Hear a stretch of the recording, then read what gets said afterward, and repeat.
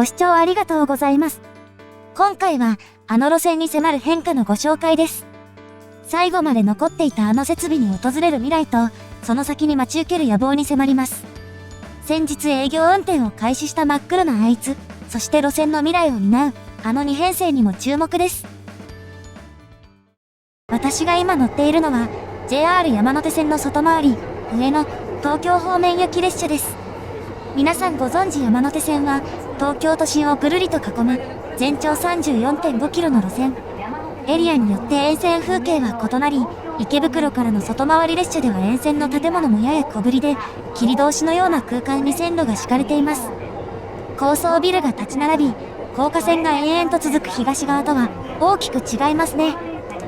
東京のシンボルであるあの電波塔が遠くに見える大塚駅、そしておばあちゃんの原宿巣鴨駅を過ぎ、駒込駅に到着です。この駅で接続する東京メトロ南北線は、駅の西、ホームの手前側で接続しています。走り去っていくのは、並行してきた湘南新宿ラインの北行き。湘南新宿ラインは池袋駅の前後にわたって山手線と並走し続けますが、次の田端の手前で山手線と分かれるルートのため、池袋までの区間とは位置づけが違います。そして駒込を発車すると線路は上り勾配になり、これまで同じ高さにあった湘南新宿ラインよりも高さを上げていきます。そしてその先には、山手線では見慣れない、とある設備が。駒込田端間にあるこの踏切が、今回の舞台です。目まぐるしく変わる線形と周辺の勾配の中に、うまくはめ込むように設置された踏切、興味が湧いてくる設備です。湘南新宿ラインの線路を乗り越えた後、次の田端で、山手線は京浜東北線の線路の間に入り、両線は方向別複々線になります。設備も車窓も変わっていきますが、私はここで引き返します。側面展望で見ると、湘南新宿ラインの線路とのダイナミックな交差がよくわかります。あと、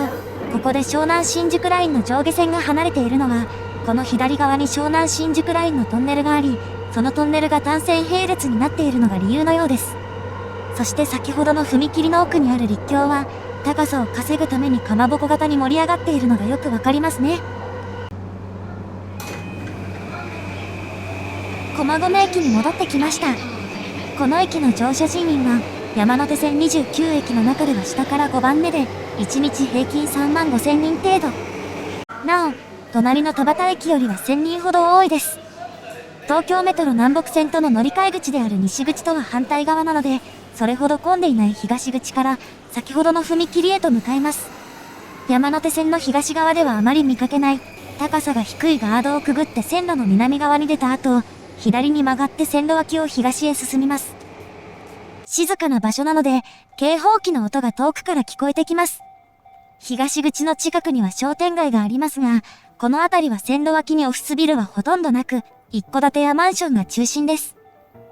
東口を出ておよそ400メートル、先ほど通った陸橋の北側にある踏切が、今回ご紹介する第二中里踏切です。この踏切の場所がこちらです。展望動画にもありましたが、踏切の前後に伸びる道路自体の向きの関係上、線路に対して54度と割と浅い角度で交差しています。ただ、踏切自体はごくありふれたもの。線路は2本で、幅 4.8 メートル、長さ 13.5 メートルという、踏切としては珍しくもない設備です。線路の数が多いために横断に時間がかかることもなければ、曲線上でもないので、通る車がバウンドすることもありません。制限高さは 4.5 メートル。大型車は通行禁止です。上下線の間にある縁石は天面にタイルが貼り付けられ、なんとなく古さを感じさせますが、63年には遮断機が設置され、設備は都心部にある在来線の踏切として相応の改善を受け、現在に至っています。なお、先ほど見えていた陸橋の名前は中里橋。こちらには昭和29年、1954年10月の銘板があり、過去に1回は掛け替えられたようです。そして踏切と陸橋の間には東側に出っ張ったスペースがあり、通る列車を一望できます。ラッシュ時間帯であれば、4本すべてに車両が通るところが見られるかもしれません。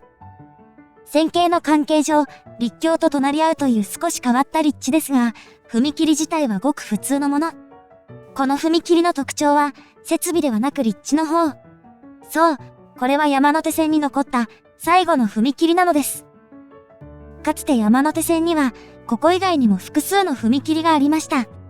時代の流れとともに立体化や廃止が進み、2005年1月、目白池袋間にあった長崎道踏切が廃止されたことで、第二中里踏切は山手線最後の踏切となりました。また、第二中里踏切という名称からもわかる通り、かつて存在した踏切の一つは、同じ駒込田端間にありました。駒込駅の東口から東に200メートルほど、私が通ってきた道の途中、ちょうど山手線と湘南新宿ラインの線路が離れ始めるあたりです。ここにあったのが、第一中里踏切。かつては車も通れたこの踏切は、少なくとも1960年代には歩行者専用となっていたようですが、子供の横断に危険なため、住民から廃止の要望が出ていたそうです。跡地のフェンスは周辺ともども作り変えられたものの、線路脇のケーブル類はここだけ地下に潜っており、浮いたスペースを利用した資材置き場になっています。そういえば、跡地のフェンスも扉付きですね。また、山手線と湘南新宿ラインの間の仕切りがここだけ設置されていないなど、ここに踏切があったことがなんとなくわかります。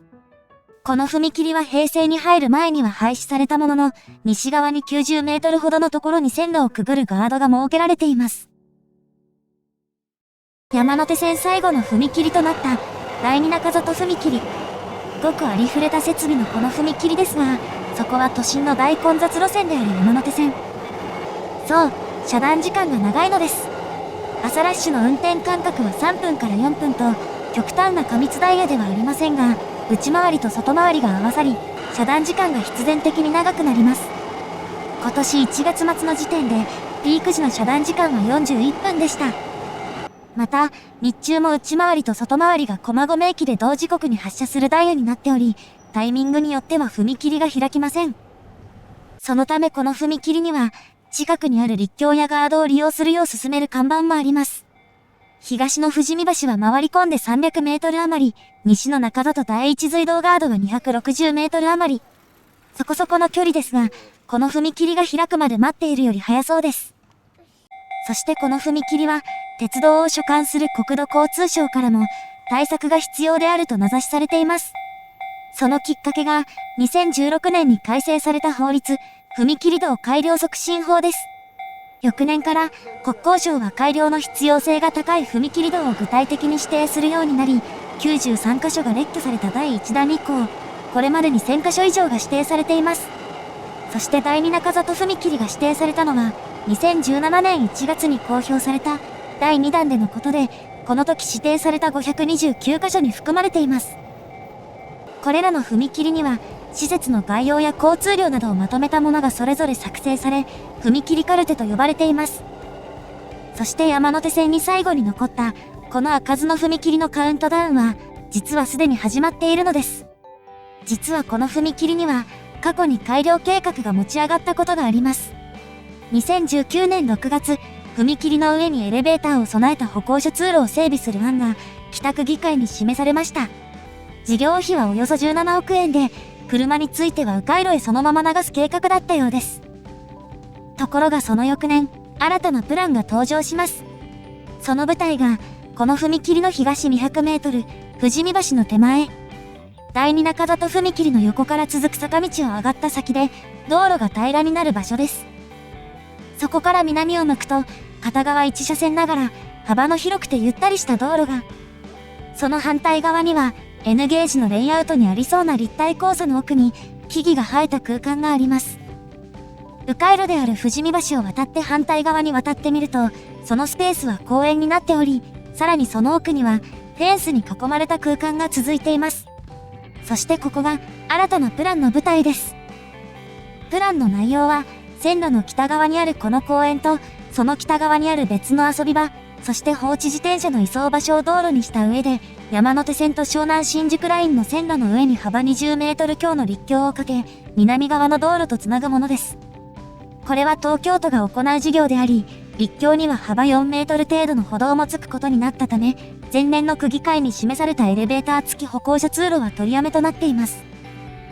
これによって山手線の踏切は全廃され、安全性が大きく向上することになりますが、その先には、最近登場したある編成が絡んできます。それが、先日営業運転入りしたこちらの編成。一見すると普通の E235 系ですが、先頭部にご注目。そう、この編成は山手線で導入された ATO の実証実験のための編成なのです。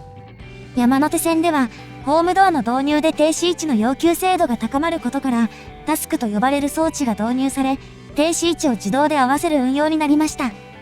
ただし、駅に入る時のブレーキは運転士がかけ、駅に入る前の加減速も運転士が行うため、出発から停止まで全自動の ATO とは違います。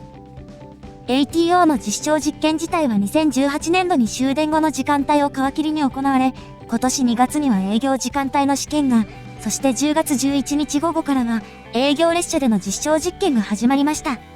先頭と側面に ATO のロゴが掲出されたこの編成は全部で2本あり、他の編成に混ざって運用されています。この ATO では、最高速度を抑えて減速時間も短くすることで消費電力を減らし、従来の運転に比べて 12% の消費電力削減につながるとしており、実証実験は今年10月から2ヶ月ほど行われ、次のステップに進むことになります。ただし、鉄道における ATO 自体はすでに多くの路線で導入されており、珍しくはありません。JR 東日本が目指すのはその一歩先、運転士のいないドライバレス運転です。これは現在、一部の新交通システムのような、ごく限られた路線でしか導入されていません。ドライバレス運転ができる条件の一つが、線路内に人が立ち入らないことだからです。運転士がいないと線路内の障害物を察知できずに衝突する危険があるため、踏切があると導入できないのです。山手線での導入にあたり、第二中里踏切の廃止は必要不可欠というわけです。また、山手線全駅へのホームドアの導入も必須条件の一つです。利用客数が多いにもかかわらず、駅自体が改良工事中の渋谷駅と新宿駅には、ホームドアがまだ導入されていません。乗り入れる私鉄各線では整備が進みつつある一方、JR では未整備であるなど、事情があるとはいえ遅れをとっています。また、入出庫線が分岐する大崎駅のうち、使用頻度の低い内回りの2番線と外回りの4番線にも、ホームドアはありません。